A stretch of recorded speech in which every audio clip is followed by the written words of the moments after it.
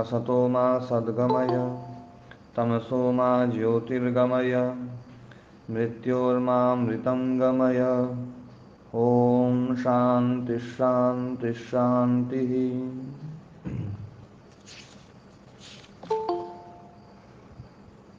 अपना जो सूत्र चल रहा था ईश्वर प्रणिधानाद्वा, अब ये जो ईश्वर प्रणिधानाद्वा जो सूत्र है ये भी जैसे अभ्यास वैराग्याभ्याम तन निरोधः सूत्र था, उस सूत्र का एक वैकल्पिक सूत्र है ये कि अभ्यास वैराग्याभ्याम निरोधः ईश्वर प्रणिधानाद्वा। जैसे हम कहते हैं कि जो है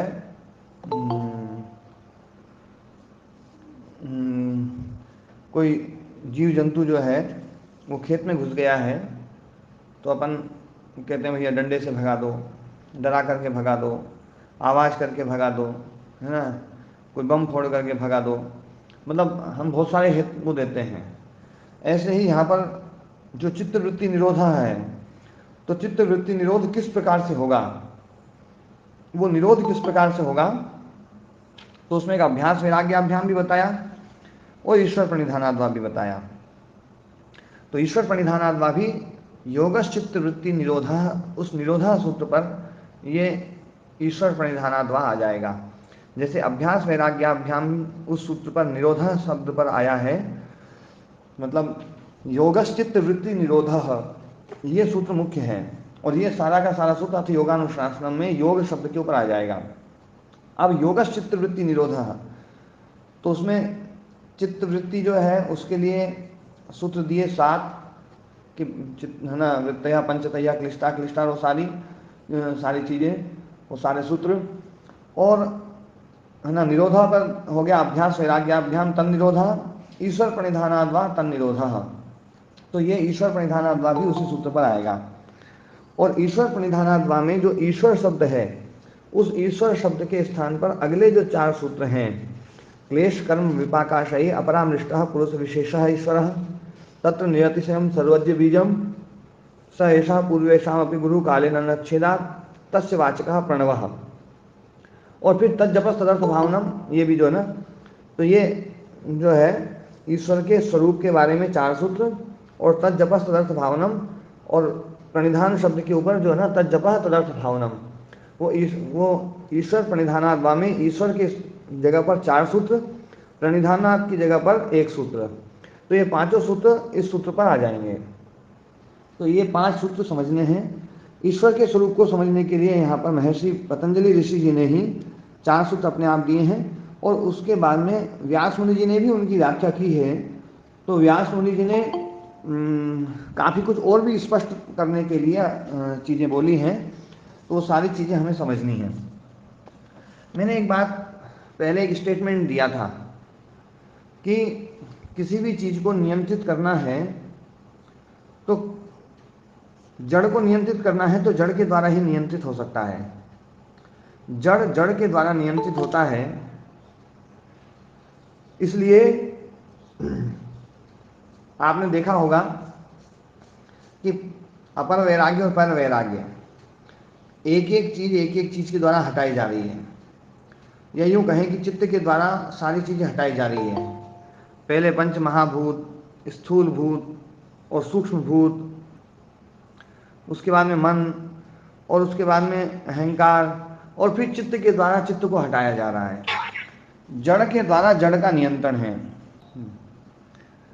तो जड़ के द्वारा जड़ का नियंत्रण हम पूरी प्रकृति में देखते हैं। जो चीज़ जैसी है उसके द्वारा उसका ही नियंत्रण होता है। ये है ना योगेश जी, हाँ जी, ये बात, हाँ जी, ये बात तो स्पष्ट है ना? हाँ जी सर जी। हाँ जी, मतलब जड़ के द्वारा जड़ का नियंत्रण होता है। जड़ का नियंत्रण चेतन के द्वारा नहीं होता है। चेतन की उपस्थिति आवश्यक है। जैसे हमने देखा आत्म तत्व जो है ना, आत्म तत्व नियंत्रित नहीं कर रहा है। आत्म तत्व यदि नियंत्रित कर रहा हो तो उसमें परिणाम आएगा, और उसको बिल्कुल शुद्ध अपरिणामी कहा गया है। इसलिए वो नियंत्रित नहीं कर रहा है। वो जो है वो तो एक रस है, लेकिन उसकी उपस्थिति आवश्यक है। उसकी उपस्थिति ना हो तो इस जड़ की सत्ता ही है ना, जो है ना, सत्ता के ऊपर ही प्रश्न चिन्ह लग जाएंगे कि सत्ता किस लिए है। जड़ की सत्ता जो है वो उस चेतन की उपस्थिति के कारण से है। तो जड़ है ना जो है, लेकिन नियंत्रण जो है वो जड़ का जड़ के द्वारा है। इस बात को है ना समझ लें कि नियंत्रण, जड़ का नियंत्रण जड़ के द्वारा है। ये चीज समझ में आ जाएगी तो हम नीचे से लेकर के ऊपर तक इस चीज को समझ सकते हैं। अब इसके बाद में हम अब इन सूत्रों को समझते हैं। ईश्वर प्रणिधानाद्वा, उस सूत्र पर कोई बहुत ज्यादा व्याख्या नहीं करी। तो ईश्वर प्रणिधानाद्वा, तो पहले ईश्वर को समझेंगे फिर प्रणिधान को समझेंगे।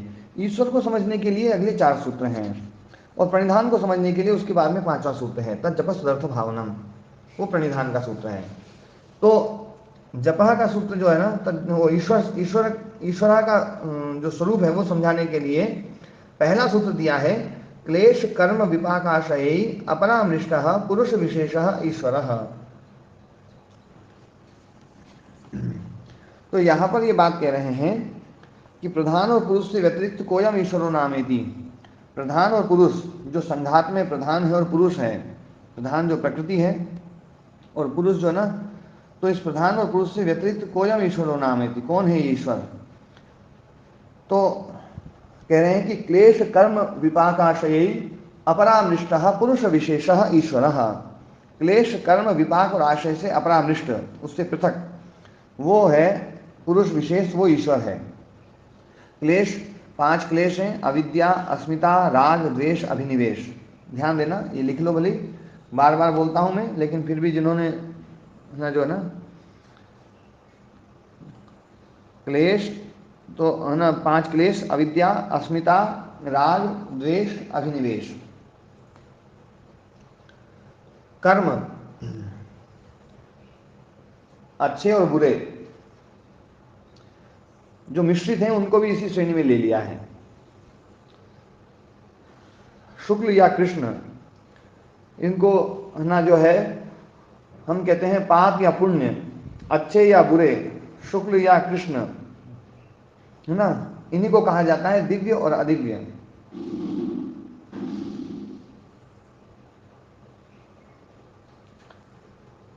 और विपाक, विपाक है उसका फल, उन कर्मों का जो फल है वो विपाक है, चाहे वो मिल रहा है या भी मिलने वाला है ना, जो है वो विपाक। और आशय, ये है संस्कार, जो वासना है वो संस्कार, जिसके कारण से वृत्ति उठती है। ये चारों चीजें जो है ये चित्त का धर्म है। ध्यान देने वाली बात है, ये चारों चीजें चित्त का धर्म है, और ये चारों चीजें बंधन का कारण है। इनको बंधन कहा गया है, मतलब बंधन का कारण स्वयं बंधन है। मतलब ये चारों चीजें बंधन है, ये नहीं होगी तो ही बंधन हटेगा। तो ये चारों चीजें बंधन वाली हैं, और इससे जो अपरामृष्ट है वो ईश्वर है। हम जो है इससे परामृष्ट हैं, लेकिन हमारे भीतर ये योग्यता है कि हम इससे अपरामृष्ट हो सकते हैं।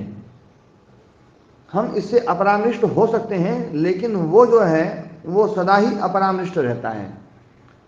अपरामृष्ट मतलब उससे रहित, उससे पृथक, उससे युक्त नहीं होता है।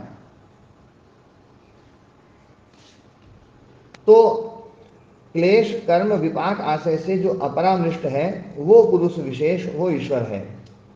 अब एक बात और ध्यान देने वाली बात है, मैंने पहले भी ये बात बोली थी कि अभिधा वृत्ति में कई बार पुरुष शब्द का प्रयोग होता है, कई बार लक्षणावृत्ति में पुरुष शब्द का प्रयोग होता है। अभिधावृत्ति में पुरुष शब्द का प्रयोग और लक्षणावृत्ति में पुरुष शब्द का प्रयोग, एक बार इसको मैं फिर से समझा देता हूं। अभिधावृत्ति, लक्षणावृत्ति, व्यंजनावृत्ति, ये तीनों समझ लो।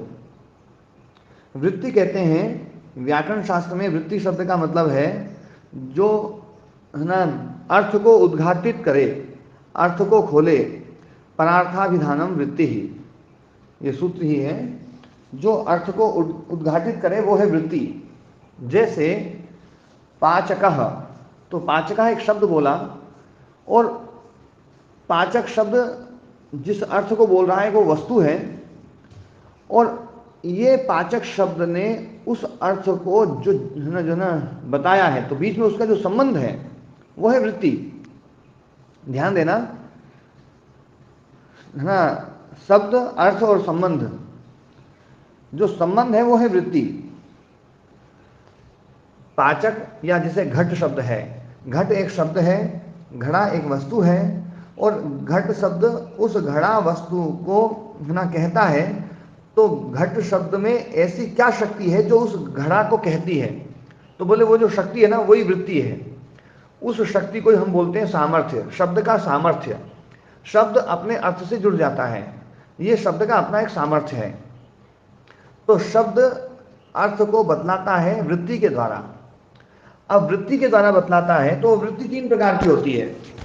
कई बार शब्द जो है अपने मुख्य अर्थ को बतलाता है, कई बार शब्द अपने मुख्य अर्थ को न बतला करके उससे संबंधित अर्थ को बतलाता है, और कई बार शब्द जो है वो न तो मुख्य अर्थ को बतलाता है, न संबंधित अर्थ को बतलाता है, किसी तीसरे अर्थ को ही बतलाता है। इन तीनों के उदाहरण मैं कई बार दे चुका हूं। यदि आप लोगों में कोई व्यक्ति उदाहरण देगा तो ज्यादा अच्छा रहेगा।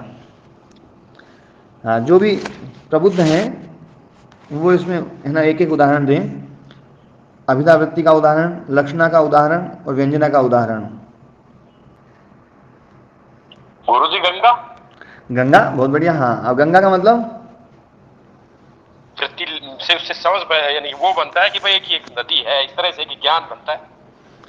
गंगा मतलब जो ना, देखो गंगा शब्द से क्या अर्थ निकलता है? गंगा से जैसे कि एक नदी है, उसमें पानी बहता है, वो पवित्र है। नहीं, जिसमें पानी बहता है जी वो अर्थ निकलेगा। तो वो जो रेत है, वो जो है ना एक गड्ढा गड्ढा सा है, वो अर्थ निकलेगा। पर वास्तव में गंगा शब्द का अर्थ वो नहीं है। गंगा का मतलब है जलधारा। ध्यान देने वाली बात है, गंगा का मतलब है जलधारा। जिसमें गंगा बहती है वो है गंगा, ऐसा नहीं है।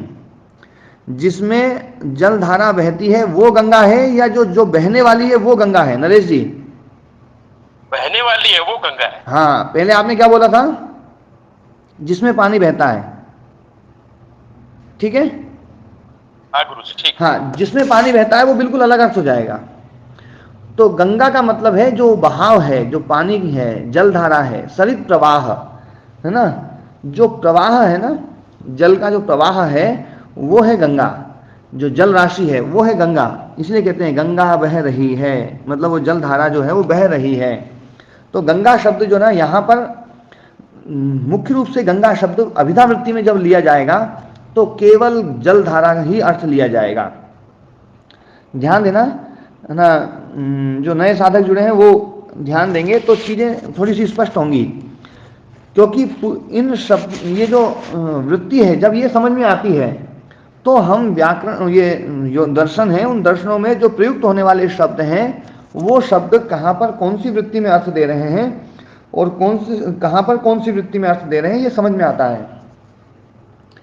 तो गंगा शब्द जो है वो है जलधारा, ये अभिधावृत्ति में है। जब हम बोलते हैं गंगा बह रही है तो यहाँ पर गंगा शब्द शुद्ध रूप से अभिधावृत्ति में प्रयुक्त किया गया है। गंगा बह रही है, इस वाक्य में जो गंगा शब्द है, ध्यान देने वाली बात है, जो इसमें गंगा शब्द है वो जो है अभिधावृत्ति में अर्थ दे रहा है। गंगा का मतलब है जलधारा, गंगा का मतलब है जल प्रवाह, गंगा का मतलब है जल राशि, वो जो सरित प्रवाह है वो है गंगा। लेकिन कई बार हम ये करते हैं, मैं गंगा पर खड़ा हूं, तो मैं गंगा पर खड़ा हूं तो गंगा के किनारे खड़ा हूं मैं, लेकिन गंगा का जो किनारा है उस गंगा के किनारे के लिए भी गंगा शब्द का प्रयोग हो रहा है। अब यहां पर गंगा शब्द मुख्य अर्थ को नहीं दे रहा है। मुख्य अर्थ तो जलधारा होती, और जलधारा के ऊपर मैं खड़ा नहीं हो सकता हूं। गंगा के किनारे, गंगा पर खड़ा हूं का मतलब है मैं गंगा के किनारे खड़ा हूं। पर हम बोलते ऐसे ही हैं, गाय गंगा पर चल रही हैं, वो तो गंगा जी पे गए, है ना, वो गंगा जी बैठे हैं, तो गंगा पे बैठे हैं, मैं गंगा पर खड़ा हूं, ये सब जो है ना, ये गंगा शब्द लक्षणावृत्ति में है। योगेश जी, है ना, स्पष्ट हुआ? एक गंगा शब्द अभिधा, हाँ हाँ, क्या पूछ रहे हैं? आचार्य जी, एक उदाहरण आचार्य जी हमारे यहाँ होता है जी, जैसे वर्षा हो तो लोग, एक तो होता है सीधा सीधा हम कह सकते हैं कि पानी बरस रहा है, हाँ, दूसरा कहते हैं कि बादल बरस रहा है, और तीसरा राम जी बरस रहे हैं। तो अभिधा शब्द जी पानी बरस रहा है, लक्षणा हुई कि बादल बरस रहा है, और व्यंजना राम जी बरस रहा है। हाँ, ये जो शब्द है ना, ये मतलब वास्तव में राम जी बरस रहे हैं, ये भी लक्षणावृत्ति ही है, व्यंजनावृत्ति नहीं है ये। हमने जो है ना, हाँ, अभी व्यंजन में भेद समझ में नहीं आया। हाँ हाँ, तो अभी मैंने जो है ना अभिधा और लक्षणा का जो बतलाया है कि अभिधा जब मुख्य अर्थ को बतलाती है, मुख्य अर्थ को बतलाएगी तो वो अभिधावृत्ति है। और जब है ना, जो है ना, जैसे मैं उदाहरण देता हूँ, जैसे आपने कहा बादल बरस रहा है, तो बादल बरस रहा है, यहाँ पर बादल शब्द बादल अर्थ को कह रहा है या बादल से अलग किसी और दूसरी चीज को कह रहा है? बादल से मतलब पानी बरस रहा है सर? नहीं, बादल बरस रहा है मतलब वो जो बादल है, जिस बादल को हम देखते हैं, बादल शब्द से बोलते हैं, तो बादल शब्द यहाँ पर मुख्य अर्थ को कह रहा है। बादल शब्द वास्तव में हम देखें तो अभिधावृत्ति में ही लिया जा रहा है। वो बादल शब्द बादल अर्थ को ही कह रहा है। बादल बरस रहा है, जब ये हम ये बोलते हैं तो हमारा अभिप्राय यही होता है कि देखो ऊपर बादल है, वो बरस रहा है, तो बादल शब्द बादल को ही कहेगा। जब बादल शब्द बादल को न कह करके बादल के आसपास की किसी चीज को कहे, तब वो जो है ना लक्षणावृत्ति होगी। लक्षणावृत्ति तभी होगी जब मुख्य अर्थ न लेकर के गौण अर्थ लिया जाए। जैसे मैंने ये कहा ना गंगा, अब गंगा का जो मुख्य अर्थ है वो तो है जलधारा, लेकिन गौण अर्थ वो है कि गंगा का जो किनारा है या गंगा में पड़ी हुई रेत है। अब रेत वास्तव में गंगा नहीं है, गंगा तो जलधारा है, लेकिन उस जलधारा के किनारे जो रेत है उसको भी हम गंगा बोलते हैं। बोले गंगा का दोहन हो रहा है, अरे तो बिल्कुल गंगा खोद दी। गंगा कहाँ खोद दी? रेत खोदी है, रेत उठाई है, लेकिन ये कह रहे हैं गंगा जी ले गए।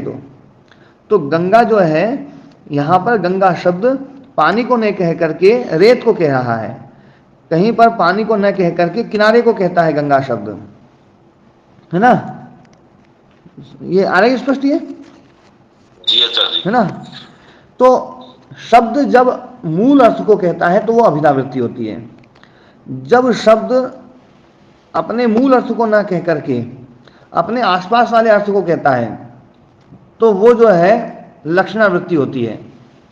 और व्यंजनावृत्ति जो है, शब्द न तो अपने मूल अर्थ को कहता है, न अपने है ना जो है ना आसपास के अर्थ को कहता है, किसी अलग ही अर्थ को कहता है जिसका वो अर्थ होता ही नहीं है। जैसे है ना जो है ना कल या परसों की बात थी, है ना जो है किसी ने कहा था, बोले समय हो गया। कई बार जैसे क्लास में होते हैं, बच्चे बोलते हैं 5 बजे की छुट्टी है, तो बच्चे बोलेंगे 5 बज गए। अब 5 बज गए, ये जो वाक्य है, इस वाक्य का अर्थ तो ये निकलता है 5 बज गए, लेकिन यहाँ पर बालक इस अर्थ को नहीं निकाल रहा है और ना दूसरे लोग इस अर्थ को निकालेंगे। उस अर्थ का उस वाक्य का अर्थ ये निकलेगा कि है ना समय हो गया, छुट्टी कर दो, मास्टर जी आप ज़्यादा देर लगा रहे हैं, छुट्टी कर दो। 5 बज गए हैं, इस शब्द का, इस वाक्य का ये अर्थ कैसे निकलेगा? ये व्यंजनावृत्ति है, बिल्कुल भिन्न अर्थ निकाल रही है। हम किसी को है ना बोलते हैं है ना गधे, तो गधे का मतलब जो हो गया, अब वो गधा मतलब न तो गधा है न गधे जैसा है, वो तो बिल्कुल आदमी है। बिल्कुल आदमी है, बिल्कुल, लेकिन यहाँ पर गधा शब्द बिल्कुल भिन्न अर्थ निकाल रहा है। तो ये जो व्यंजना वृत्ति है, व्यंजना वृत्ति बिल्कुल भिन्न अर्थ निकालती है।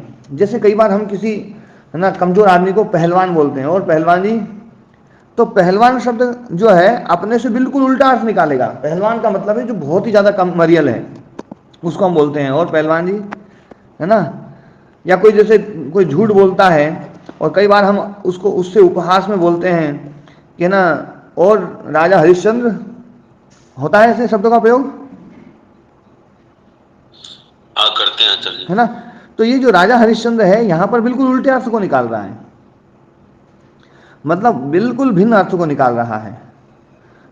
तो आचार्य जी, हाँ, राम जी बरस रहा है, इसमें ये भिन्न अर्थ नहीं है, मतलब हाँ, इसमें लक्षण, ये भिन्न अर्थ है, भिन्न अर्थ है। मतलब जो राम जी जो है ना, हर चीज राम जी मान लिया हमने, राम जी बरस रहे हैं, तो वो भिन्न अर्थ।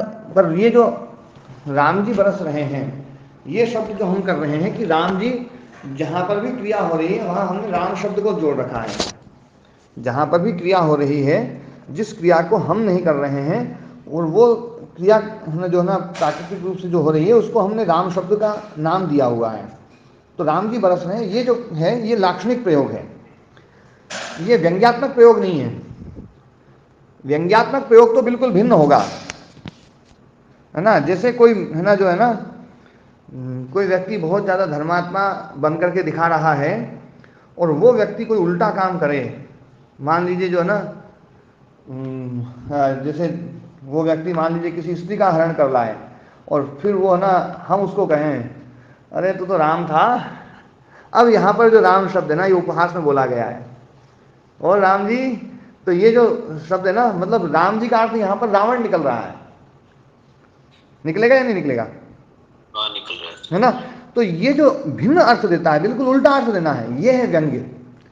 जैसे किसी हम दुष्ट आदमी को बोलते हैं और गुरु, अब गुरु शब्द कितना पूजनीय है, लेकिन जब हम गुरु शब्द का अर्थ चांडाल चौकड़ी अर्थ करते हैं, गुरु शब्द का अर्थ बिल्कुल धूर्त करते हैं, तो वो गुरु शब्द उस अर्थ को देता है।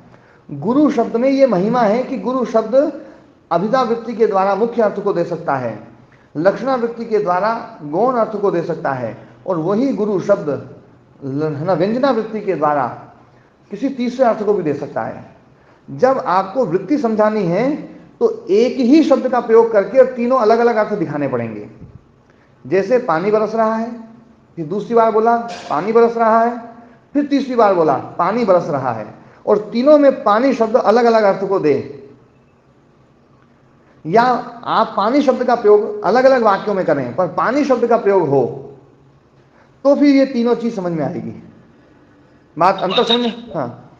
तो क्या आचार्य तीसरी शब्द शक्ति हमें अधिकांशतः व्यंग के लिए प्रयोग की जाती है, या सामान्य रूप, या तीसरी शब्द शक्ति का प्रयोग अधिकांशतः व्यंग में होता है, या सामान्य रूप से? सामान्य रूप से भी होता है, उल्टे अर्थ में प्रयोग तो होने के लिए जो है ना जो है, जैसे मतलब जैसे मैं एक उदाहरण देता हूँ, हम अच्छे कान होते हैं, हाँ, दीवारों के कान होते हैं। दीवार जो शब्द है यहाँ पर, मतलब जैसे दीवार है, दीवार शब्द किस अर्थ को दे रहा है? व्यक्ति को दे रहा है। दीवारों के कान होते हैं, नहीं, दीवार शब्द तो दीवार के अर्थ को दे रहा है, ठीक है ना। दीवार शब्द दीवार अर्थ को ही दे रहा है, यहाँ दीवार शब्द जो है ना किसी और चीज को नहीं दे रहा है, है ना। हाँ, देखो व्यंजना वृत्ति जो ना, हम एक एक शब्द में देखते हैं, तो शब्द में देख करके हम ये देखते हैं कि वो शब्द किस अर्थ को दे रहा है ना। पर मुझे लगता है सर जी, दीवार शब्द यहाँ एकांत शब्द का द्योतक है, क्योंकि जब हम कह रहे हैं कि दीवारों के कान होते हैं, तो कहने का अर्थ ये है कि एकांत में भी किसी बात को मत कहो, उसे भी कोई सुन सकता है। हाँ, नहीं पर हाँ, ये जब ये अर्थ दिया जाए कि भैया दीवार शब्द एकांत का अर्थ को दे दे, तो व्यंजना वृत्ति हो जाएगी, है ना। लेकिन मतलब जैसे मैं आपको उदाहरण देता हूँ, व्यंजना वृत्ति अच्छे अर्थ में देने वाले प्रयोग में मैं आपको करता हूँ। कहीं पर कुश्ती चल रही थी, एक पहलवान के सामने एक मरियल एक पहलवान को लाया, तो उस पहलवान ने कहा ये तो मरियल है। अब यहाँ पर मरियल का मतलब क्या है? कमजोर, है ना।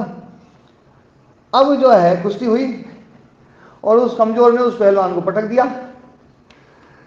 उस पहलवान को पटक दिया तो कोई व्यक्ति आया और उस पहलवान जो मरियल था ना, उस मरियल को संबोधित करते हुए उस व्यक्ति को सुनाते हुए जिसने उसको मरियल कहा था, अरे और मरियल तो अब ये जो है ना, यहां पर बोले भैया तो मरियल था, तो ये जो मरियल शब्द है ना, अब मरियल अर्थ को नहीं कहेगा, अब ये मरियल शब्द पहलवान अर्थ को कहेगा। व्यंजना वृत्ति के द्वारा हम उल्टा अर्थ लाते हैं, ठीक है ना। लेकिन ये भी तो व्यंग हुआ चाची। हाँ ये व्यंग्य है, व्यंजना है ना, इसलिए मैं बोल रहा हूँ व्यंजना वृत्ति है। हाँ व्यंजना वृत्ति जो ना, कि वहां पर मरियल शब्द अब पहलवान को कहेगा, है ना। हाँ मतलब शब्द अपने से भिन्न उल्टा ही अर्थ निकाले, जो उसका अर्थ है ही नहीं वो अर्थ निकाले, वो व्यंजना वृत्ति है। ठीक है, मतलब जैसे आचार्य जी जो उदाहरण सत्यार्थ प्रकाश में है कि मंच पुकारते हैं, हाँ तो ये लक्षण है, ये लक्षण है। मंच के आसपास की चीजें रही हैं, जो मंच पे बैठे हुए हैं वो लोग भी मंच हो गए, मंच पे जो बैठे हुए हैं वो मंच हो गए, ये लक्षणावृत्ति का द्योतक है ना। लक्षणावृत्ति के द्वारा मंच शब्द मंचस्थ व्यक्तियों को कहेगा। अब जब मंच कुछ और ही अर्थ देने लगे, मंच और उस पर, हाँ जैसे मंच टूट गया, मंच टूट गया, यहाँ पर मंच शब्द जो है वो अभिधावृत्ति वाला है ना।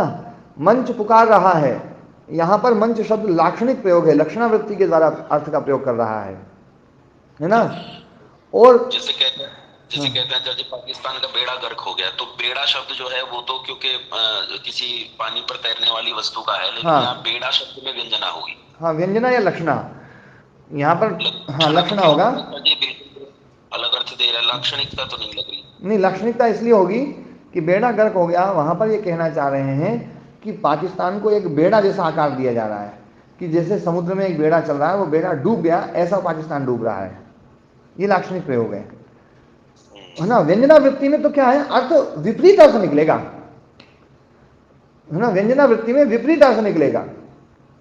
छोटे से बालक को है ना हम कहते हैं अरे यार ये तो बहुत बड़ा हो गया, अब बड़ा हो गया, वहां बड़ा शब्द बड़ा का अर्थ को नहीं कह रहा है ना, छोटे अर्थ। या फिर कोई बहुत बड़ा होता है, कोई बहुत बुद्धिमान है और कोई मूर्खता वाला काम करे, और जब मूर्खता वाला काम करे तब हम उसको विशेष रूप से कहते हैं और बुद्धिमान अब यहाँ पर बुद्धिमान शब्द जो है ना उससे वो चिड़ेगा, वो तो बुद्धिमान शब्द उल्टे अर्थ को कह रहा है, ठीक है ना। हाँ जैसे कोई व्यक्ति बहुत लंबा है और वो जो है ना सामान उतार लेता है, लेकिन किसी जगह ऐसी जगह पहुंच गया वहां उसकी लंबाई काम नहीं आई, तो उसके उपहास के लिए जब और लंबू, अब यहाँ पर लंबू शब्द जो है ना लंबे को नहीं कह रहे हैं, यूं कहना चाह रहे हैं तू छोटा रहेगा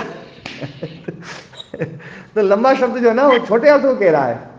शब्द जो है जब विपरीत अर्थ को कहता है तो व्यंजना वृत्ति के द्वारा ही कहता है, और जब उस जैसे अर्थ को कहता है तो लक्षणावृत्ति के द्वारा कहता है, और अपने मुख्य अर्थ को कहे तो अभिधावृत्ति के द्वारा कहता है। ठीक है, समझ में आ गई बात? ठीक है ना। अब आत्मा शब्द जो है अभिधावृत्ति में किसको कहता है? तो आत्मा को कहेगा। आत्मा शब्द अभिधावृत्ति में अपरिणामी, अप्रतिसंक्रमा, दर्शित विषया, शुद्धा, अनंता, निष्क्रिया, है ना, अनुत्पत्ति धर्मा, वो जो सारे गुण बताए हैं, प्रतिसिद्ध वस्तु धर्मा, चैतन्य, है ना, ये सारे जो गुण से युक्त जो आत्म तत्व है वो आत्मा, ये अभिधावृत्ति है। और जब आप चित्त आदि सबके साथ मिलके कहें तो लक्षणा है, तो लक्षणा हो जाएगा, उसके लिए भी आत्मा शब्द का प्रयोग है ना। ठीक है। हाँ, या फिर शरीर को कहे वो भी लक्षणा है, ठीक है ना। शरीर को भी कहे तो भी आत्मा है, हाँ तो भी लक्षणा, मतलब लक्षणा है। जैसे आत्महत्या, अब आत्महत्या यहाँ पर किसकी हत्या हुई है? शरीर की हत्या हुई है, शरीर के लिए आत्मा शब्द का प्रयोग हुआ है, तो ये लाक्षणिक प्रयोग है, ठीक है ना। तो हमें ये देखना पड़ता है कि पुरुष शब्द कहाँ पर लाक्षणिक है और कहाँ पर अभिधावृत्ति वाला है। अक्सर जो है हम कहीं पर भी पुरुष शब्द आया और हम सीधा उसको वहां पर है ना अभिधावृत्ति में अर्थ कर देते हैं, तो दर्शनों की बात एक दूसरे से कटती हुई दिखाई देती है। एक सूत्र में यूं कह रहे हैं, एक सूत्र में यूं कह रहे हैं।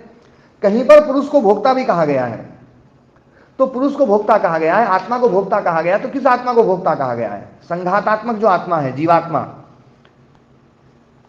जो संघातात्मक है, जो है ना वो भोक्ता है, वही भोक्ता है। हाँ, और शुद्ध आत्म तत्व जो है ना भोक्ता नहीं है, ठीक है ना, क्योंकि शुद्ध आत्म तत्व अपरिणामी है।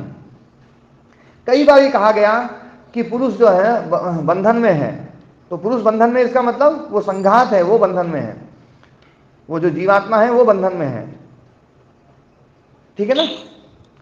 तो हमें ये समझना पड़ेगा। तो है ना, जो है अब इस सूत्र को हम पढ़ते हैं, फिर इसको समझने का प्रयास करेंगे। मेरे को मैंने एक बात और बताई थी, सत्व शब्द जो है, सत्व शब्द किसके लिए आता है? सत्व चित्त के लिए होता है, चित्त के लिए बताया था, है ना। सत्व शब्द चित्त के लिए है, और पुरुष जो है वो आत्म तत्व के लिए है, और दोनों का संघात है। उसको भी हम, है ना, या तो पुरुष शब्द से कह सकते हैं या सत्व शब्द से कह सकते हैं। केवल सत्व बोलेंगे तब भी संघात आएगा कि सत्व कार्य कर रहा है, सत्व कार्य कर रहा है, चित्त काम कर रहा है। तो यहां पर चित्त काम कर रहा है, इसका मतलब यहां पर आत्मा जुड़ी हुई है, क्योंकि अकेला चित्त काम नहीं कर सकता, है ना। या हम यूं कहें आत्मा काम कर रही है, तो अकेली आत्मा काम नहीं कर सकती। यहां पर भी समझ में आना चाहिए कि आत्मा शब्द जो ना, ये संघात को कह रहा है, ठीक है ना। हाँ जी। तो सत्व शब्द जो है वो चित्त के लिए है, आत्मा शब्द अभिधावृत्ति में शुद्ध आत्म तत्व को बोलता है, और जो है लक्षणावृत्ति में वो जो है किसी को बोल सकता है, उसके साथ में जो चीजें हैं उनको भी बोल सकता है। अब इसको सूत्र को हम पढ़ते हैं, व्यास मुनि जी का भाष्य पढ़ रहे हैं। हाँ प्रणाम जी। जी हाँ प्रणाम। आत्मा शब्द शास्त्र में है, व्यंजना वृत्ति के लिए तो कहीं उपयोग नहीं हुआ है। व्यंजना वृत्ति के लिए जो है ना, व्यंजना वृत्ति के लिए प्रयुक्त तो किया जा सकता है। मैं देखो आपको बताता हूं कैसे किया जा सकता है। मान लीजिए कोई व्यक्ति जो है ना किसी मूर्ति को पूजता है और वो बोलता है, बोले इसमें आत्मा है, इसमें आत्मा है, इसमें आत्मा है, और बहुत पूजा करता है। फिर कोई व्यक्ति मान लीजिए वो मंदिर में बैठा है, वो पूजा कर रहा है, या कहीं ऐसी जगह बैठा हुआ है किसी पेड़ के नीचे, बोले भैया ये आत्मा है, ये तो बहुत ही ताकतवर है, बहुत पावरफुल है, ये है वो है। और पता चला रात में कोई डाकू आए और ठोक गए उसको रात में, और ठोक गए। तो सुबह जो है ना कोई व्यक्ति आया गाँव का, अरे बोले यार तो इसमें आत्मा बताया था, तो ये तो आत्मा गजब की है। अब तेरी आत्मा गजब की है, ये जो आत्मा शब्द है, ये आत्मा शब्द किस अर्थ को कह रहा है? ये व्यंजना वृत्ति को कह रहा है, और इसका अर्थ निकल रहा है कि भैया यहाँ आत्मा आत्मा कुछ नहीं है, ये तो बिल्कुल ना आत्मा से पृथक चीज है। आत्मा शब्द यहाँ पर बिल्कुल आत्मा से पृथक अर्थ को कह रहा है, ठीक है जी महाराज, है ना। ये व्यंजना वृत्ति, किसी भी चीज की व्यंजना वृत्ति हम प्रयोग कर सकते हैं, किसी भी शब्द की, और व्यंजना वृत्ति से हम उसका दूसरा अर्थ निकाल सकते हैं। मैंने कितने सारे उदाहरण दिए हैं जिसमें व्यंजना वृत्ति जो है ना, जैसे मैं व्यंजना वृत्ति का उदाहरण एक और देता हूं गंगा शब्द को लेकर के, है ना।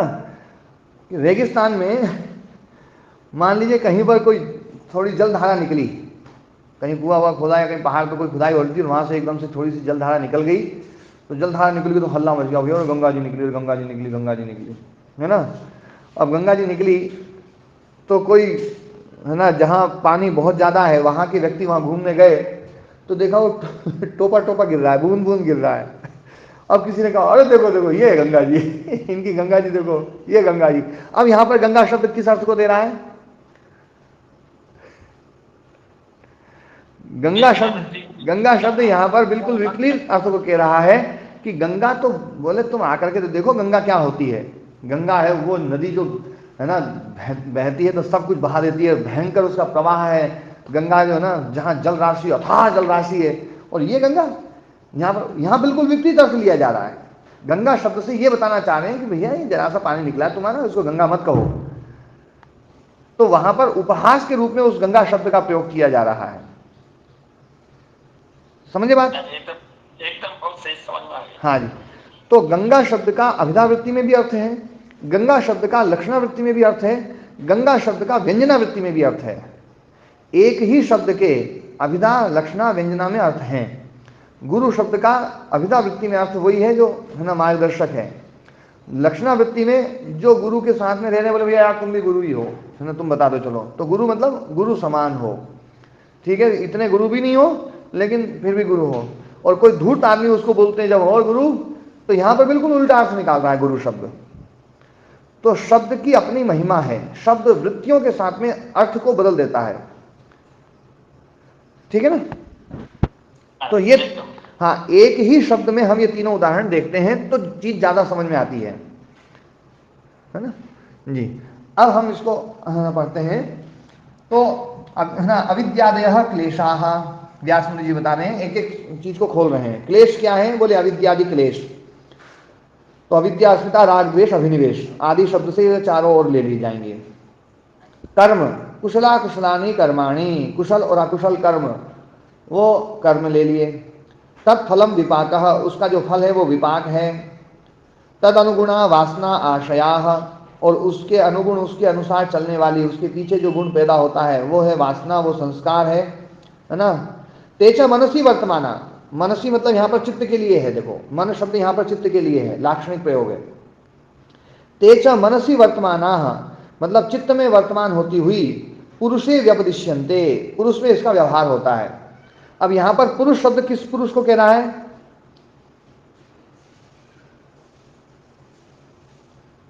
हाँ जी, जीवात्मा को कह रहा है। ये जीवात्मा को कह रहा है, मतलब लाक्षणिक प्रयोग है, क्योंकि शुद्ध पुरुष में तो व्यवहार हो ही नहीं सकता है। शुद्ध पुरुष में व्यवहार नहीं हो सकता है, इसलिए जो संघातात्मक जो पुरुष शब्द है, जो उसमें ये पुरुष शब्द का व्यवहार हो रहा है, ये बात समझ में आनी चाहिए। तो मन में होते हुए भी हम कहते हैं कि ये सब पुरुष के लक्षण हैं, क्लेश, कर्म, विपाक, आशय। तो पुरुष मतलब जीवात्मा, पुरुष मतलब जो लाक्षणिक पुरुष शब्द है, जो संघात है, वो पुरुष शब्द है। या ना जो है ना जो उपाधि से युक्त, चित्त की उपाधि से युक्त जो पुरुष है, वो हम उसको यहाँ पर पुरुष शब्द से कह रहे हैं। तो यहाँ पर जो संघात है उसके लिए पुरुष शब्द का व्यवहार किया जा रहा है, और उस अर्थ में यहाँ पर अर्थ दे रहे हैं कि मन में, चित्त में वर्तमान होते हुए भी पुरुष में इनका व्यवहार होता है। सही तत्फलस्य भोक्ता इति, वो ही उस फल का भोक्ता है, यही बोलते हैं अपन कि भैया पुरुष ही भोक्ता है। तो पुरुष ही भोक्ता है, जबकि पुरुष, शुद्ध पुरुष जो है वो अपरिणामी है। यहां पर जो पुरुष शब्द है वो लाक्षणिक प्रयोग होकर के जीवात्मा शब्द के लिए प्रयुक्त हो रहा है। सही तत्फलस्य भोक्ता इति, यथा जय पराजय व योद्धुषु वर्तमान स्वामिनी व्यपदिश्यते, जैसे जय और पराजय योद्धा में वर्तमान होते हुए स्वामी में जिसका उसका व्यवहार होता है। यो ही अनेन भोगेन अपरामृष्टः स पुरुष विशेषः ईश्वरः, और जो इन भोगों से अपरामृष्ट है, क्लेश, कर्म, विपाक, आशय से रहित है, वो पुरुष विशेष है। ये बात यहां पर समझाई गई है, ध्यान देना। अब शुद्ध पुरुष को एक बार थोड़ी देर के लिए हटाओ। एक जो है अल्प ज्ञान शक्ति, और अल्प ज्ञान शक्ति जो है जिसमें क्लेश, कर्म, विपाक, आशय है, और वो जो संघात है, क्लेश, कर्म, विपाक, आशय से युक्त जो चित्त है, उस चित्त का जो पुरुष के साथ में संघात है, हम उसको एक सामान्य पुरुष बोलते हैं। वो सामान्य पुरुष है, वो जीवात्मा है, उसके लिए हम आत्मा शब्द का प्रयोग करते हैं। एक सर्व ज्ञान शक्ति है, जो मतलब सबको जानने वाली है, ऐसी वो ज्ञान शक्ति, उस ज्ञान शक्ति से युक्त भी वो है ना जो पुरुष है, वो जो पुरुष है वो पुरुष विशेष है। ध्यान देना, अल्प ज्ञान शक्ति वो सामान्य चित्त है, और सर्व ज्ञान शक्ति वो उत्कृष्ट चित्त है। सर्व ज्ञान शक्ति उत्कृष्ट चित्त, सदा से क्लेश, कर्म, विपाक, आशय से रहित है। वो जो प्रकृष्ट सत्व है, प्रकृष्ट चित्त है, उसके लिए भी पुरुष शब्द का प्रयोग किया गया है, पर उसके लिए कहा गया है वो पुरुष विशेष है। और जो सामान्य चित्त है उसके लिए पुरुष शब्द का प्रयोग किया गया है, जो हम सबके लिए जो जीवात्मा शब्द का प्रयोग किया जा रहा है। तो एक हो गया जीवात्मा। हाँ जी, ईश्वर भी जड़ हुए हैं? ईश्वर भी जड़ ही रहे हैं। देखो, आप जड़ कहो, उसकी बजाय ज्ञान शक्ति कह दो तो ज्यादा अच्छा है। मैंने ये बात पहले ही बोली थी, जड़ के द्वारा जड़ का नियंत्रण। ध्यान में आई बात है ना? नियंत्रण जड़ के द्वारा ही होगा। आत्मा के द्वारा नियंत्रण हो तो आत्मा में परिणाम आ जाएगा। आत्मा अपरिणामी है, ध्यान देने वाली बात है। नियंत्रण में क्रिया चाहिए। गुरुजी, आत्मा भी तो नियंत्रण कर सकती, तो फिर उसमें क्रिया आ जाती, और क्रिया आ जाती तो रजोगुण आ जाता। रजोगुण आ जाता तो फिर वो जो है ना, मतलब प्राकृतिक चीज हो जाती है, त्रिगुणात्मक हो जाती। ध्यान देने वाली बात है। आत्मा को, हाँ, आत्मा को बिल्कुल शुद्ध रूप माना गया है। ये प्रश्न नरेश जी आपने उठा तो दिया है अभी यहाँ पर, क्योंकि ये चीज है ना अभी पूरी समझी नहीं अपन ने। पूरी समझेंगे ना, ये प्रश्न बिल्कुल क्लियर हो जाएगा, बिल्कुल स्पष्ट हो जाएगा। लेकिन जो है ना, हाँ, वास्तविकता ये है कि जो है जड़ के द्वारा जड़ का नियंत्रण है। जड़ कोई बहुत खराब चीज नहीं है। हम जिस रूप में इस संसार को जड़ रूप में देखते हैं, इस संसार से हमारा जो चित्त है ना, वो बिल्कुल एकदम पृथक है, लेकिन वो भी जड़ है।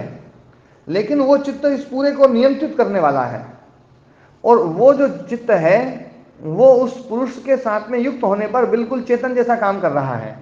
वो बिल्कुल चेतन जैसा दिखाई देता है, बिल्कुल चेतना उसमें ऐसी लगती है, बिल्कुल है ना उतर करके आई है चेतना, बिल्कुल है ना जो है। और उस है ना, इसलिए उसका नाम जीवात्मा बोल दिया गया कि वो जीवात्मा है। उसने देखो कैसे कैसे गुण बताए हैं, जो है ना, जीवन गुण उसका है, चेष्टा गुण उसका है, शक्ति गुण उसका है, परिणाम गुण उसका है, निरोध गुण उसका है, सारे गुण उसके बताए गए, है ना। लेकिन ये जो है ना, जो ज्ञान शक्ति है, ये ज्ञान शक्ति क्लेश कर्म विपाक आशय से युक्त है। ये इसकी सबसे बड़ी कमी है। वो जो ज्ञान शक्ति है वो क्लेश कर्म विपाक आशय से, ऐसा नहीं है कि पहले कभी है ना युक्त रही हो बाद में मुक्त हुई हो, ऐसा नहीं है। वो सदा से मुक्त है और सदा तक मुक्त रहेगी। मतलब वो जैसी थी वैसी वैसी रहेगी, है ना। हाँ, पर वो है ज्ञान शक्ति, वो ज्ञान शक्ति है, वो संघातात्मक है। जैसे ये सामान्य पुरुष है, वो पुरुष विशेष है। देखो ये जो कल्पना, मतलब ये जो बात है, ये बात मैं इसलिए कह रहा हूं, ईश्वर की आवश्यकता क्यों है, ये विषय जो है ना बहुत महत्वपूर्ण है। ये यदि हम समझ लेंगे ना तो फिर हमें समझ में आएगा। क्योंकि दर्शन जो है ना, कई बार दर्शनों की इन चीजों को पढ़ करके कई बार कुछ लोग कहते हैं बोले भाई ईश्वर की जरूरत क्या है, सारे काम कर्मफल कर ही रहा है। धर्म जो है ना, धर्म जो बताया, कर्म का जो फल है विपाक, जिसके लिए धर्म शब्द का प्रयोग होता है, वो धर्म जो है सारा काम करता ही है। संस्कार अपना काम कर रहे हैं, है ना, कर्माशय अपना काम कर रहा है, कर्म अपना काम कर रहे हैं, सब कुछ अपना अपना काम कर रहे हैं।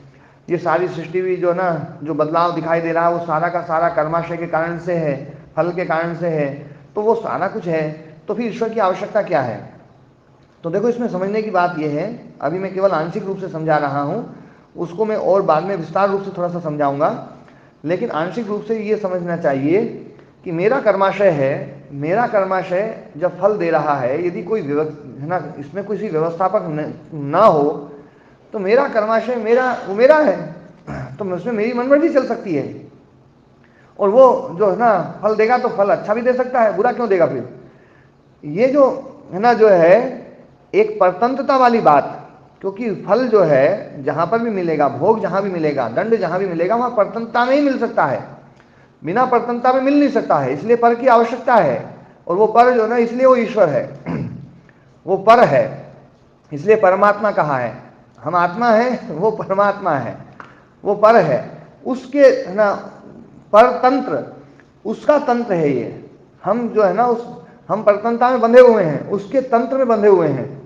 ध्यान देने वाली बात है, ये जो परतंत्र शब्द है, यदि हम इसको अभिधावृत्ति में यदि हम अर्थ करें तो वास्तव में वो पर का तंत्र है।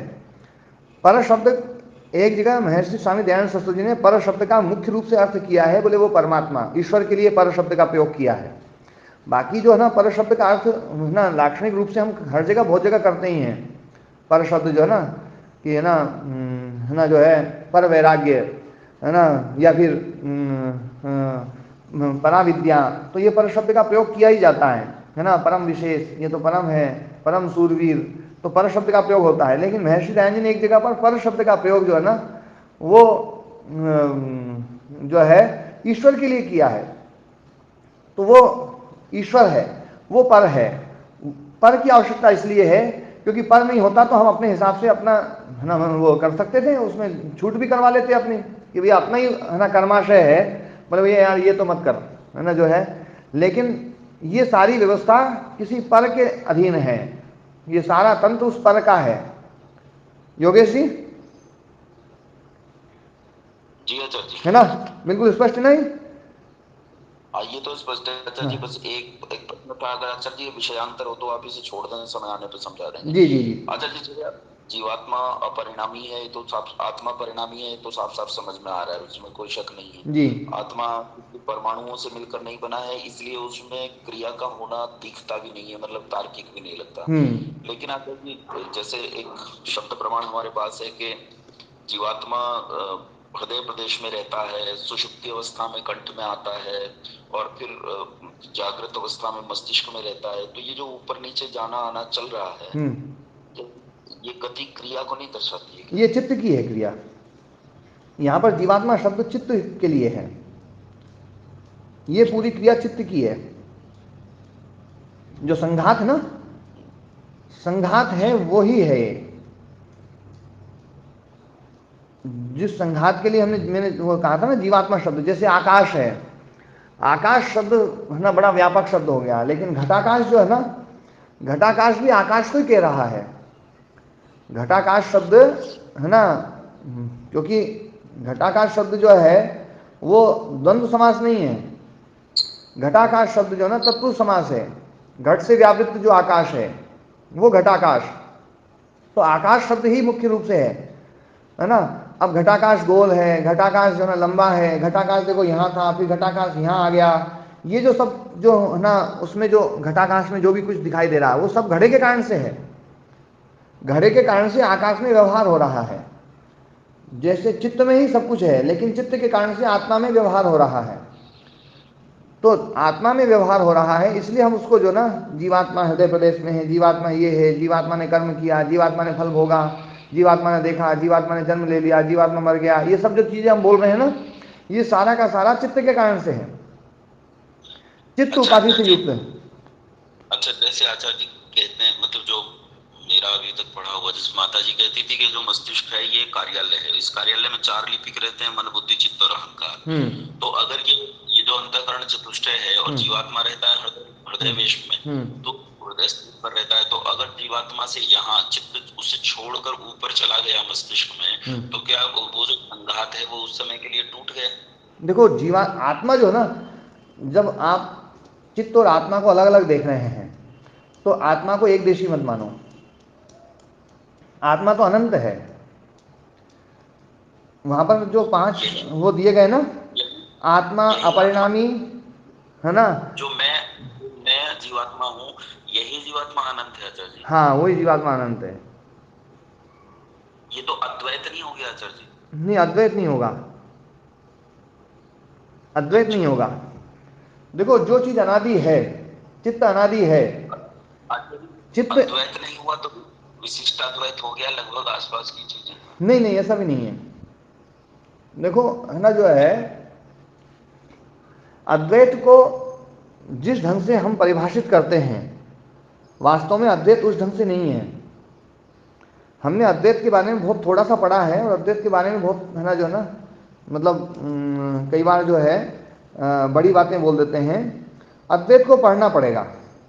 देखो मैं मतलब पिछले कई सालों से पढ़ रहा हूँ अद्वैत को, और फिर भी अभी पूरा समझ में नहीं आया है। और मैं मतलब यूँ भी नहीं है कि मतलब मैं है ना ऐसे पढ़ता हूँ, मैं तो बहुत है ना जो ना बड़ा संघर्ष करके पढ़ता हूँ, उथल पुथल है ना मचा करके पढ़ता हूँ। बहुत प्रश्न भी है ना खड़े होते हैं, उनको भी जो है ना जब तक वो समझ में नहीं आया, जब तक मेरा आगे बढ़ने का मतलब नहीं होता है। और जो है मैंने पढ़ा है, और उसको है ना मैं है ना समझने का प्रयास कर रहा हूँ। अभी तो पूरा जो है ना मतलब बहुत कुछ चीज़ें क्लियर हो गई हैं, लेकिन ध्यान रखना, अविद्या अनादि है, ये चित्त अनादि है, ये सारा का सारा संसार अनादि है। तो ये अनादि है ना, तो ये है, इसको हम ऐसा नहीं कह सकते कि ये नहीं है। ये अनादि है, और ये अनादि है, और है ना जो है हमारा कर्म भी अनादि है। कर्म फल जो है ना व्यवस्था, और उस व्यवस्था के लिए एक पर की आवश्यकता है, वो परतंत्र परमात्मा उसकी भी आवश्यकता है, वो भी अनादि है। वो सदा मुक्त है, सदा ईश्वर है, वो सदा रहेगा, जैसा है वैसा के वैसे ही रहेगा। तो ये जो है ना परमात्मा की सत्ता भी समाप्त नहीं हो सकती कभी भी, इस प्रकृति की सत्ता भी कभी समाप्त नहीं हो सकती, और आत्म तत्व की सत्ता भी कभी समाप्त नहीं हो सकती। अच्छा, यहाँ आचार्य जी एक मतलब मैं ये समझने के लिए कह रहा हूँ, मतलब मैं यहाँ दयानंद को पढ़ना नहीं चाह रहा हूँ, पतंजलि को भी पढ़ना चाहता हूँ। दयानंद 6 चीजें अनादि बताते हैं। एक तो जीवात्मा, परमात्मा, एक प्रकृति, एक दिशा, काल और आकाश। हाँ, ये जो ना ये उन्होंने वैशेषिक दर्शन से लिया है। लेकिन आपने जो बताया आचार्य जी, उसमें 3 चीजें और आप नित्य मानते हैं। एक तो आप मानते हैं संघात, एक अविद्या और एक चित्त। हाँ देखो क्या है, संघात जो है वो कोई नया पदार्थ नहीं है, संघात कोई नया पदार्थ नहीं है, वो है ना। इसको समझना हो ना तो इसको ऐसा समझते हैं, एक बालक आया, बड़ा पढ़ लिख करके आया, और बहुत पढ़ लिख करके आया गांव में जो है ना, तो भोजन करने के लिए बैठे है ना, बाप बेटा और है ना माँ जो है, अब 2 आम रखे हुए थे। तो बेटे ने सोचा कि मैं जो है ना थोड़ी कलाकारी दिखाता हूँ, मैं कितना पढ़ के आया हूँ। तो उसने कहा, बोले जी आम कितने हैं? तो पिताजी ने कहा, बोले 2। तो बोले देखो मैं इसको 3 बना के दिखाता हूँ। बोले दिखाओ 3 बना करके। तो उसने कहा, बोले देखो ये आम कितने हैं? बोले 2। फिर इन दोनों को जोड़ दिया और बोले इन दोनों का जुड़ा हुआ ये कितना हो गया? बोले 1। तो 2 1 कितने हो गए? बोले 3। बोले हो गए ना 3। पिताजी ने बेटे की पीठ ठोकी, बोले शाबाश बेटे शाबाश। और उन्होंने आम लिए और अपनी माँ को दिया, बोले ले 1 आम तू खा ले। 1 आम खुद ले लिया, बोले 1 आम मैंने ले लिया, और बेटा 3रा आम तू ले ले। तीसरा तू ले ले ना।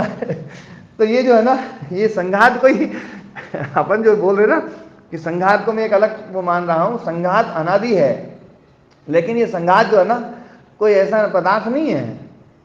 ये संघात वो 2 ही चीजें हैं, चित्त और आत्मा, वो उससे अलग तीसरी चीज थोड़ी है कोई, है ना। हाँ, और चित्त भी जो है ना वो भी एक प्राकृतिक चीज है। तो प्राकृतिक चीज है तो उससे अलग हम उसको माने कि भैया वो जो है ना, तो इसलिए प्रकृति में ये सभी चीज आ जाएंगे। प्रकृति में चित्त भी है, प्रकृति में वो भी है, प्रकृति में मन भी है, प्रकृति में है ना इंद्रियां भी हैं, महाभूत भी है, सब कुछ है। इसलिए इनको हम एक रूप माने, है ना। महर्षि दयानंद जी ने जो 6 नित्य पदार्थ माने हैं ना, वो वैशेषिक दर्शन के हैं, है ना। वैशेषिक दर्शन में जो है 6 भाव पदार्थ हैं और 7वां एक अभाव पदार्थ है। और उनमें जो है ना जो 6 भाव पदार्थ जो वैशेषिक दर्शन ने लिए हैं, उनमें जो है ना मतलब पदार्थ आदि वो सब कुछ लेकर के है ना, जो है उसमें द्रव्य है, गुण है, क्रिया है, समवाय है ना, और ये सब लिए हैं। उसमें जो द्रव्य बनाए हैं, द्रव्य जो है ना 9 प्रकार के हैं, पृथ्वी व्यापस तेजो वायु आकाशमिति आत्मा मनः कालोदिक इति। तो ये 9 द्रव्य हैं और उसमें काल और दिक और उनको जो है ना नित्य माना गया है। और वो वैशेषिक दर्शन का प्रोसेस है। उस वैशेषिक दर्शन के प्रोसेस को जब हम समझेंगे ना तो वैशेषिक में सही समझ में आएगा। जैसे गुण माने हैं, तो गुण माने वहां पर 24 गुण माने हैं, रूप रस गंध स्पर्श संख्या परिणाम पृथकत्व संयोग विभाग परत्व अपरत्व गुरुत्व द्रवत्व, है ना, स्नेहत्व शब्द बुद्धि सुख दुख इच्छा द्वेष प्रयत्न धर्म अधर्म संस्कार 24 गुणा, ऐसा उनका सूत्र ही है ना। तो ये जो है ना वहाँ पर गुण माने हैं, द्रव्य माने हैं, है ना, समवाय असमवाय, है ना, जो समवाय को भी उन्होंने एक पदार्थ माना है। तो 6 भाव पदार्थ माने हैं और उसमें एक विशेष भी है, और वो विशेष किसी और दूसरे दर्शन में नहीं होने के कारण से उसका नाम ही पड़ गया वैशेषिक दर्शन। मतलब वास्तव में जो है ना द्रव्य गुण क्रिया समवाय विशेष और है ना एक और है सामान्य, द्रव्य गुण क्रिया सामान्य विशेष और समवाय, और 7वां है अभाव। 7 पदार्थों को मानते हैं वो, है ना। तो है ना वो वैशेषिक वाली प्रक्रिया है। तो अभी जो है ना ये अद्वैत में नहीं जाएगा, है ना, जो है ना जिस ढंग से, और जिस ढंग से अद्वैत को हमने समझा उस ढंग से नहीं, उस ढंग में नहीं जाएगा। बाकी अद्वैत में जाता है हम जिस ढंग से कि हमारी ये व्यवस्था भी चले और अद्वैत हो जाए तो भी कोई दिक्कत थोड़ी है।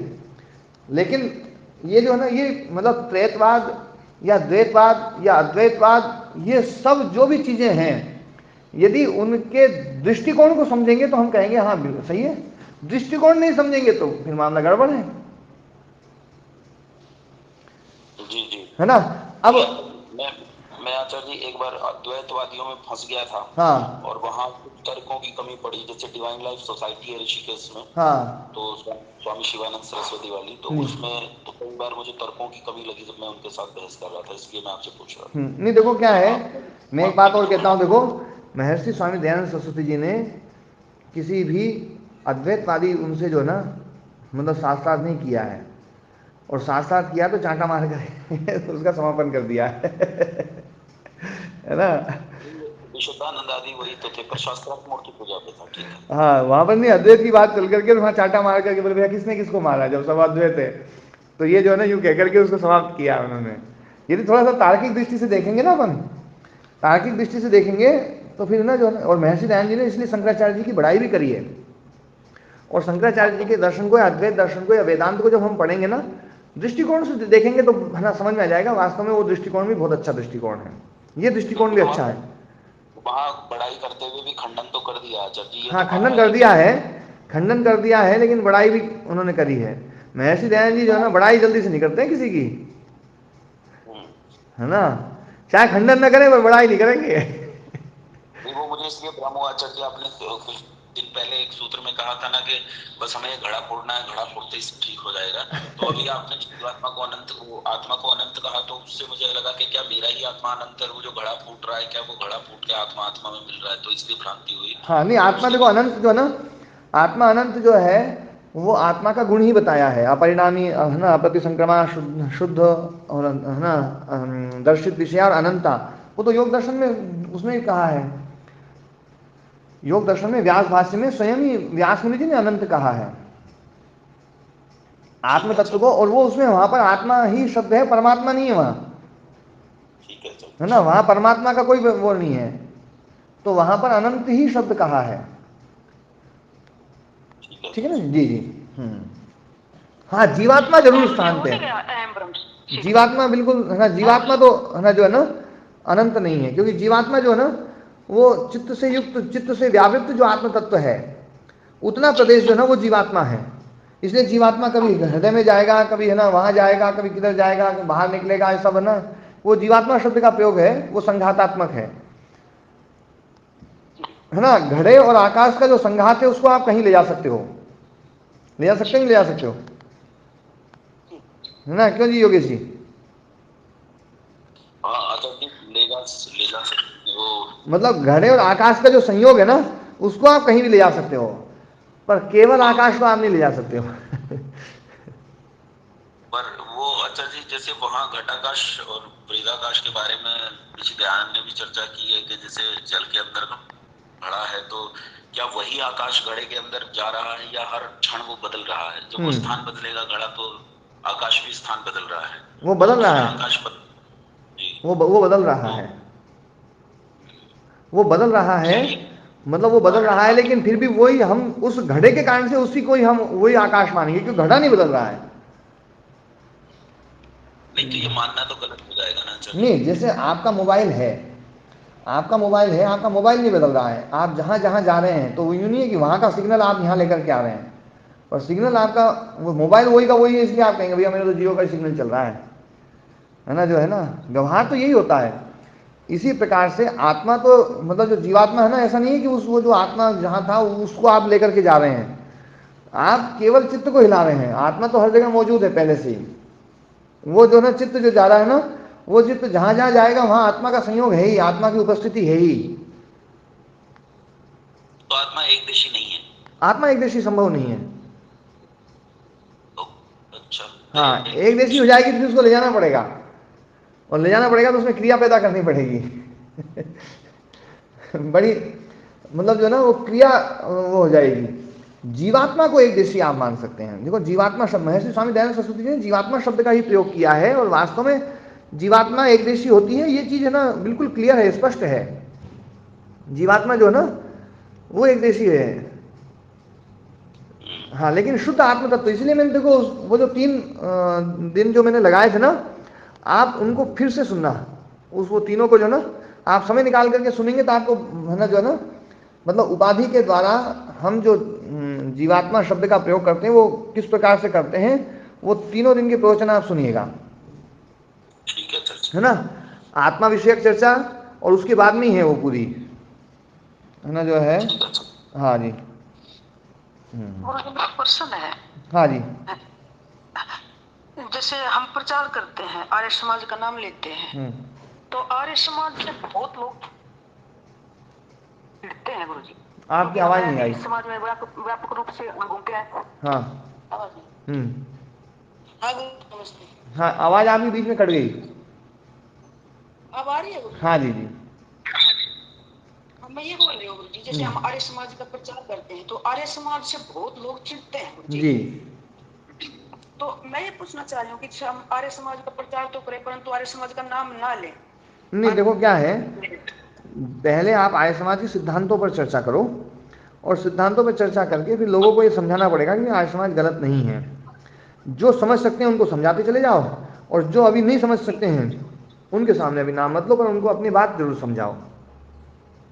हाँ, अपने सिद्धांत समझाओ, बाद जी में जब समझ जाएंगे के बाद में किससे बता दो तो खैर बात की हाँ, बात है। क्या है उसमें कुछ लोगों के प्रेम के अभाव के कारण से या उनके प्रचार के गलत तरीके के कारण से ये स्थिति आ गई थी है। कुछ गाँव में ऐसी स्थिति होती है कि वहाँ पर आर्य समाज का नाम लेते ही वो है ना भगा देते हैं, वो है ना जो ना सुनते नहीं है। ये मैंने स्वयं देखा है। मध्य प्रदेश में ये स्थिति नहीं थी, लेकिन यहाँ राजस्थान आदि में मैंने बहुत जगह देखा है कि ना आर्य समाजियों को वो समझते ही मुसलमान हैं। और है ना हमारे प्रधान जी बैठे हुए राम कुमार जी, राम कुमार जी, महाराज जी हाँ सही बोल रहा हूँ ना? बोल रहे महाराज जी। हाँ, तो है ना जो है मतलब बहुत सारे इलाके जहाँ पर वो आर्य समाजियों की सुनते ही नहीं हो, तो उनको अपन बिना आर्य समाज का नाम लेकर के पहले सुनाए और फिर वो सुना करके उनको जो समझ में आ जाए बोले हाँ यार ये सिद्धांत तो सही है, तो बोले यार यही तो आर्य समाज बोलता है, कोई थोड़ी अलग थोड़ी बोलता है। लेकिन वो जो चीज़ है ना, हाँ जी योगेश जी इसमें कुछ बताना चाह रहे हैं। जी योगेश जी। अच्छा जी, मैं तो ये कह रहा था, मैंने कहा वो आर्य समाजी के साथ एक समस्या और भी है। आर्य समाजी पहले ये शर्त रख देता है कि जब मैं समझाने जा रहा हूँ तो समझना तो ये पड़ेगा ही पड़ेगा, और जब वो नहीं समझता तो बेचारा दुखी होता है। हाँ यत्न क्रियते यदि न सिद्ध्यति गोत्र दोष। हाँ अरे भाई प्रयास करो, वो नहीं समझता तो तुम्हारा दोष नहीं है, जी जी क्यों दुखी हो रहे? जी बिल्कुल सही बात।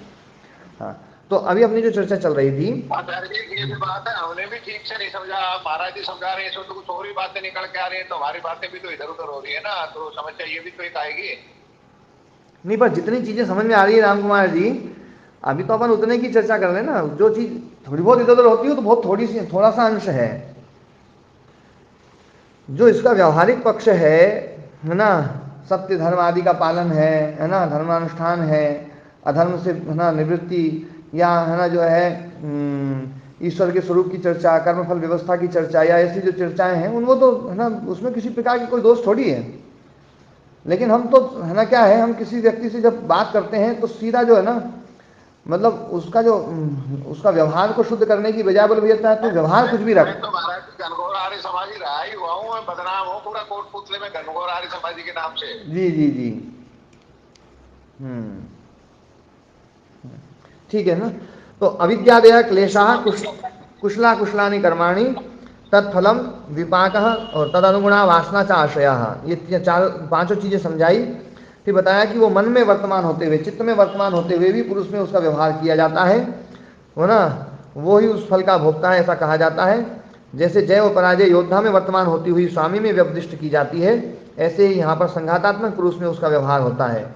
यो ही अनेन भोगेन अपरामृष्ट, जो इस भोग से अपरामृष्ट है, मतलब क्लेश कर्म विपाक आशय से जो अपरामृष्ट है, सब पुरुष विशेषा ईश्वरा, वो पुरुष विशेष है, वो ईश्वर है। ये बात यहाँ पर मतलब बताई है। अब बाकी की जो चर्चा है, क्योंकि इस सूत्र में काफ़ी चर्चाएं वो करेंगे, तो चर्चाएं कल करेंगे। ओम शांति शांति शांति।